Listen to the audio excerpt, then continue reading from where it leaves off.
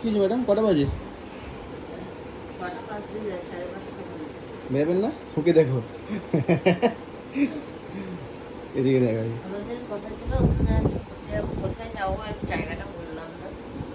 এই যে ট্রলি ফলি সব দেখো, আমাদের প্ল্যানিং ছিল আমাদের সব গোছানো হয়ে গেছে, গাড়ির তেল ভরা হয়ে গেছে, সব মানে খাবার রান্না হয়ে গেছে।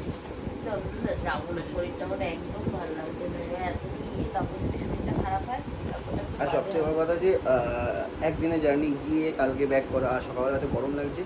তো আমি ওকে বললাম, তো দেখ ও আর সকালে উঠে এত শরীরটা খারাপ লাগছে, তো আমি মাথায় একটু তেল মাখিয়ে দিলাম। তো এখন শরীরটা ঠিক লাগছে।